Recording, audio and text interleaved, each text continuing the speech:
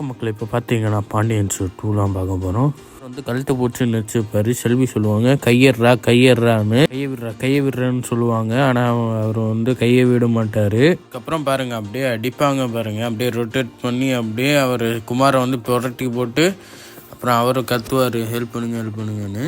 செல்வி சொல்லுவாங்க உனக்கு மட்டும் தான் கை இருக்கா, என்கிட்டையும் கை இருக்கு, நான் நினச்சாலும் கழுத்து நெரிக்கும் அப்படின்பாங்க. செல்வி சொல்லுவாங்க இந்த பூச்சாண்டி காட்டுறது பயமுத்துறது இந்த வேலைலாம் என்கிட்டலாம் நடக்காது அப்படின்பாங்க. செல்வி சொல்லுவாங்க நான் அன்றைக்கே பயந்தானே காரில் விட்டீங்களா, அப்பயே நான் என் வீட்டுக்கு போயிருப்பேன். செல்வி சொல்லுவாங்க எப்போ தாலி கட்டிட்டு உன் வீட்டுக்கு வந்தோனோ அப்பயே உனக்கு தெரியக்கூடாது. செல்வி சொல்லுவாங்க எப்போ தாலி கட்டிட்டு உன் வீட்டுக்கு வந்தோன்னே அப்பயே உனக்கு புரியாதா அப்படின்னு கேட்பேன். வந்து கத்திட்டே இருப்பாரு அம்மாமான்னு.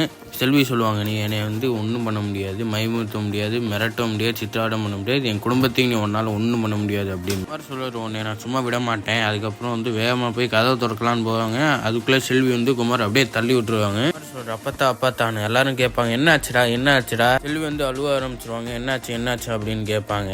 அதை பார்த்து குமாருக்கு வந்து அப்படியே ஷாக் ஆயிடுவார். செல்வி சொல்லுவாங்க உங்கள் பேரன் வச்சு என்னை கொல்ல பார்த்தாங்க அப்படின்பாங்க. குமார் அப்பா சொல்லுவார் உன்னைய போய் கொல்றதுக்கு அவன் எதுக்கு ஐயோ அப்பான்னு சொல்லணும் அப்படின்னு. குமார் சொல்லுவார் கேளுங்கன்னு.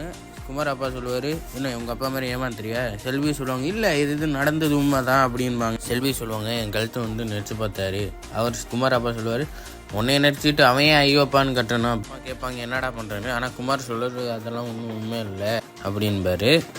அப்புறம் வந்து எல்லாரும் கேட்பாங்க ஏன்டா இந்த மாதிரி பண்ணுற, இதுக்காக தான் கல்யாணம் பண்ணி கூட்டிகிட்டு வந்து அப்படின்னு. குமார் பெரியம்மா சொல்லுவாங்க எதுக்குடா இந்த மாதிரி பண்ணுற. குமார் பாட்டி சொல்லுவாங்க நீனா ஒரு மனுஷனாடா. குமார் சொல்லுவார் இன்னும் நடந்ததே உங்களுக்கு தெரியல பார்த்தா அப்படின்பாங்க. வயசாமல் பார்த்தா சொல்லுவாங்க இப்படியா ஒரு பொண்ணை பயமுத்தி வச்சு. பார்த்தா சொல்லுவாங்க ஏன்டா இந்த மாதிரி எல்லாம் பண்ணுற, பாவி பாயில உப்படாத போகிறானே அப்படின்பாங்க. சொல்கிறாங்க எனக்கு ரொம்ப பயமாக இருக்குது, தலைவாணி வச்சு கொன்னாலும் கொன்னிடுவாங்க அப்படின்றாங்க. குமார் வந்து அப்படியே பார்த்தோன்னே ஷாக் ஆகிட்டாரு. பாட்டி சொல்லுவாங்க செல்வி வந்து ரூமுக்கு வந்துரு அப்படின்பாங்க.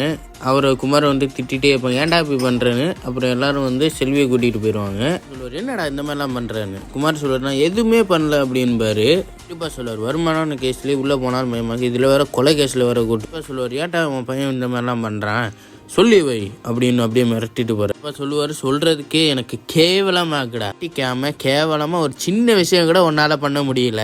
அப்ப சொல்லுவாரு என் பையன் சொல்றதுக்கு எனக்கு ரொம்ப வெக்கமாக்குடா, தூணு துப்பிட்டு அப்படியே வேக